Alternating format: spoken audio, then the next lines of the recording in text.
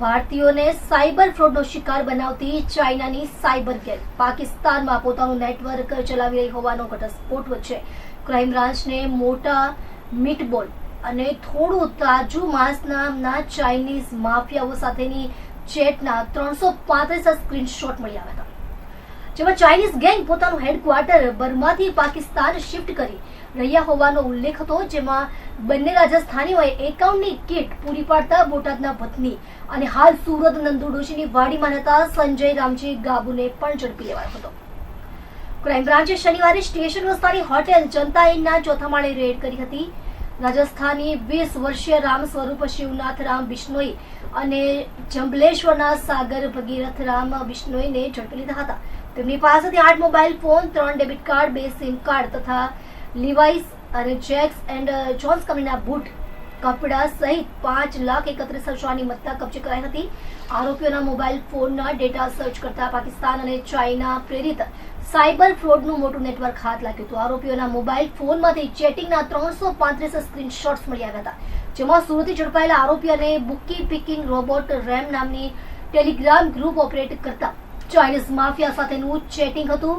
એક ચેટિંગમાં ઝડપાયેલા આરોપીઓ વર્ચ્યુઅલ નંબરથી જેની પાસેથી એકાઉન્ટ ખરીદ્યું તેને પૈસા આપવામાં વિલંબને લઈ પૂછપરછ કરવામાં આવતા સામે આવે બેસેલા બે ચાઇનીઝો પોતાનું હેડક્વાર્ટર બર્માથી પાકિસ્તાન ખસેડી રહ્યા હોવાનો વિલંબ થયાનું જણાવી રહ્યા છે. પોલીસે આ સ્ક્રીનશોટ્સની પ્રિન્ટ કાઢવાની સાથે મોબાઈલ ફોન પણ એફએસએલમાં પૃથ્થકરણ માટે મોકલ્યો હતો. પોલીસની પ્રાથમિક તપાસમાં 194 બેંક એકાઉન્ટની માહિતી મળી હતી, જે 28 બેંકોમાં એકાઉન્ટ મેળવી તેમાં નાણાં જમા થયા હતા. તેમાં કૌભાંડ 70 કરોડને આંબી ગયું હતું. જોકે તેનું વધુ એનાલિસિસ હાથ ધરાયું છે. ટોળકી દ્વારા ઉપયોગમાં લેવાયેલા બેંક એકાઉન્ટ વિરુદ્ધ એનસીસીઆરપી પોર્ટલ પર 26 રાજ્યોમાંથી 508 ફરિયાદ નોંધાઈ હતી. સૌથી વધુ હરિયાણામાં 74 ફરિયાદ નોંધાઈ છે. ગુજરાતમાં 63 વ્યક્તિઓએ ફરિયાદ કરી હતી. સુરત ક્રાઇમ બ્રાન્ચના પોલીસ ઇન્સ્પેક્ટર જોગરાણા અને એની ટીમને એક ઇન્ફોર્મેશન મળી હતી કે આંતરરાષ્ટ્રીય સાયબર ફ્રોડ કરતી ગેંગના સભ્યો બે સુરત શહેર ખાતે આવેલા છે અને રેલવે સ્ટેશન પાસે આવેલી જનતા હોટલમાં રોકાયેલ છે. આ બાતમી આધારે સુરત ક્રાઇમ બ્રાન્ચની ટીમ દ્વારા સુરત રેલવે સ્ટેશનની જનતા હોટલમાં રેડ કરતા સાગર ભગીરથ બિશ્નોઈ અને રામ સ્વરૂપ શિવનાથરાય બિશ્નોઈ આ બંને રાજસ્થાનના વડોદરા જિલ્લાના રહેવાસી છે.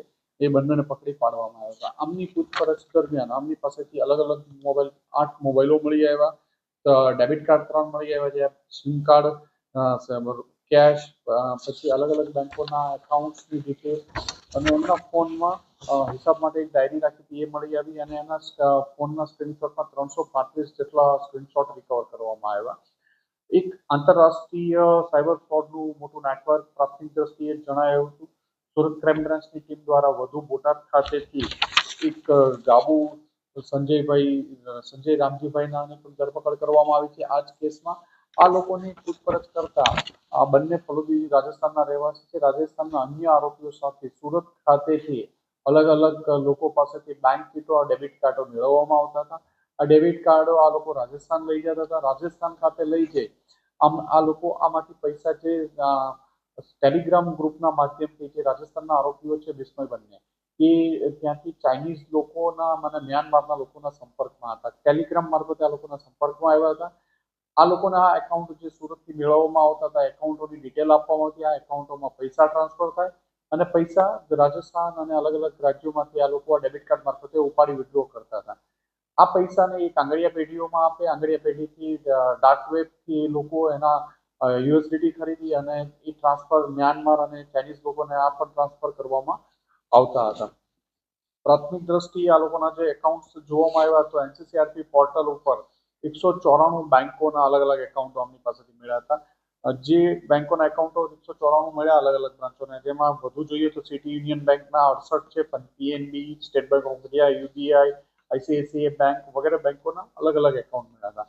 અને આમના ઉપર 500થી વધુ એનસીસીઆરપી પોર્ટલ ઉપર ફરિયાદો મળી આવી છે, જેમાં 60થી વધુ ગુજરાતની ફરિયાદી છે અને અંદાજે 50-60 કરોડથી વધુનું પ્રાથમિક દ્રષ્ટિએ જે સાયબર ફ્રોડ હોવાનું જણાય આવે છે. અને જેમાં આ લોકો સીધા જ ચાઇનીઝ અને મ્યાનમાર, કંબોડિયાના લોકો સાથે પણ સંપર્કમાં હોવાનું મળાવે છે. એમની ચેટ કરી અને એ પણ જણાવે છે કે હેડક્વાર્ટર હવે મ્યાનમાર, બર્માથી એ લોકો શિફ્ટ કરી પાકિસ્તાન કરવાનું વિચારી રહ્યા છે.